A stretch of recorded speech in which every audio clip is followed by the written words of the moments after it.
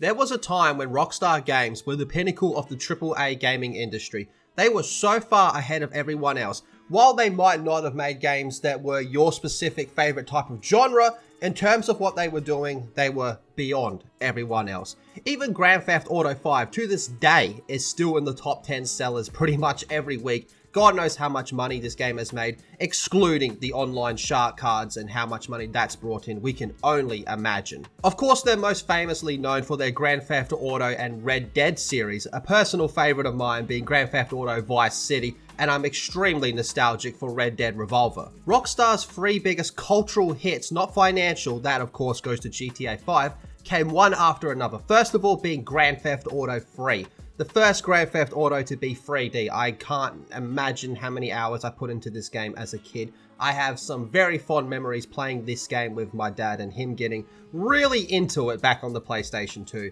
And then they were followed up by my personal favorite Grand Theft Auto Vice City. This game was basically just a Scarface game with the voice of Ray Liotta before the Scarface game was even a thing. I love the way how the lawyer in this game was basically just Sean Penn from Carlito's Way. Seriously, look at this. This game was beautiful. And then after that, they came out with a game that changed absolutely everything. Grand Theft Auto San Andreas. To this day, there are still things in Grand Theft Auto San Andreas that cannot be done. Mechanics that don't even exist in current GTA games. This game, in the very definition, changed everything for the video gaming industry, both in terms of culture and in scope. To this day, GTA San Andreas is still considered one of the greatest games of all time, and rightfully so. Of course, they would go on to create spin-off Grand Theft Autos, and then they would do Grand Theft Auto 4, which I personally wasn't a fan of, and then Grand Theft Auto 5, which we've already talked about very briefly. But for the sake of this video, we're not going to go too deep into those two games or the spin-offs, and instead move on to the Red Dead series. And like I said at the start of this, I am incredibly nostalgic for Red Dead Revolver. Now, I remember getting this game for my birthday. Not too sure which birthday it was, but I was immediately in love with this game. You know, the generation before me grew up with like Clint Eastwood movies, and the generation before that had John Wayne movies. But for me personally, Red Dead Revolver was kind of where my cowboy phase started as a young boy, which led me to watch movies like A Few Dollars More, A Fistful of Dollars, the classic John Wayne ones, and my personal favorite, The Good, the Bad, and the Ugly. Seriously, if you haven't seen that movie, go watch it. It's fucking brilliant. And while that game was incredibly arcadey, it was nothing at all what would come out after that in the series, being Red Dead Redemption. Another game that managed to change everything. This game was loved by everyone. In fact, they even brought out a badass zombies mode. Now, I know it's kind of a meme on this channel with all the streams that we do to talk about this game needs a zombie mode, and this would be so much better with a zombie mode.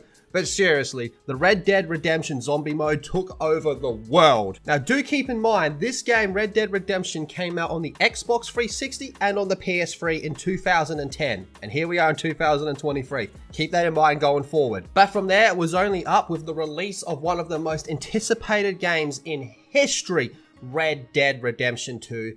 And wow, did they make an absolute killing off this game. They still are. While they have abandoned the multiplayer online aspect of this game, unfortunately, most people just play this for the single player experience. And like I said at the start of this video, there was once a time when Rockstar games were considered untouchable, but unfortunately, that time has passed. The three games that put Rockstar on the map that I mentioned, being GTA 3, GTA Vice City, and GTA San Andreas, were later remastered into the Definitive Edition, a chance for everyone to play these three classic games in updated graphics and relive and create new memories with these brilliant games. Unfortunately, what we got was one of the biggest piece of shits we had ever seen in the gaming industry since its inception. Seriously, what the fuck were they thinking, and how the fuck did they get this so wrong? Just have a look at some of this shit. Just shit up.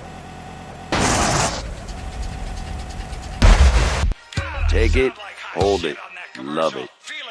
Oh boy. I'm not about to take that. And while there is no shortage of problems with these games, it should be kept in mind that they were absolutely roasted for the garbage that they put out, which was completely disrespectful to the fans and the legacy of these free games. But on top of that, we also started to notice that there was changes within these games. Rockstar, the company that was famously known for just pushing the boundaries and offending everyone as much as possible, had seemed to cave into modern day cancel culture and wanted to appeal to the people that tried to cancel these games when they were initially released. It's a complete 180. The best way I could sum it up was Rockstar became the company they used to make fun of in these games, which in a lot of ways is one of the worst things that could ever happen to both a person and a company. It's just a complete destruction of identity. And then that brings us to the most recent news regarding Rockstar. On August 17th, the beloved Western experience Red Dead Redemption and its horror companion Undead Nightmares arrived together for the first time on the Nintendo Switch and modern PlayStation systems.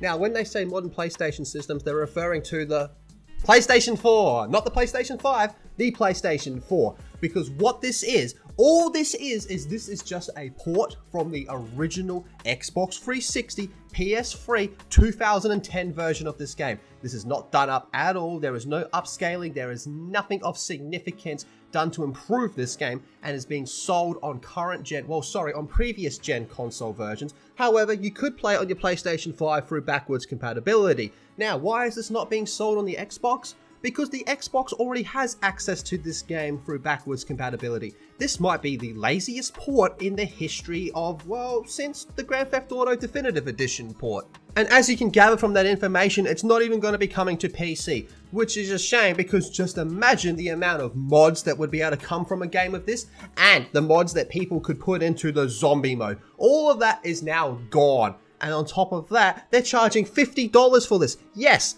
$50 USD for a game that has, and I forgot to tell you the best part, less content than what it originally shipped with, because there is no multiplayer coming to this game. You are effectively paying $50 USD for a 13-year-old version of this game to be played on your current gen console, excluding the PlayStation 5, that is.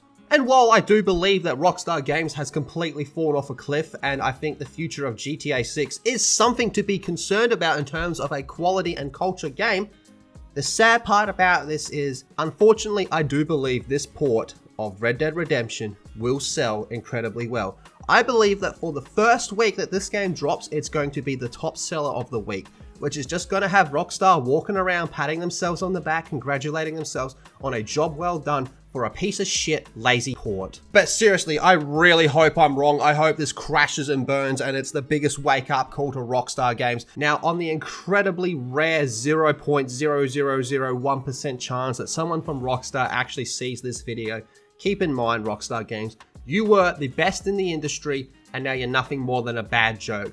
Like I said, you have become the company you used to make fun of. Was it worth it?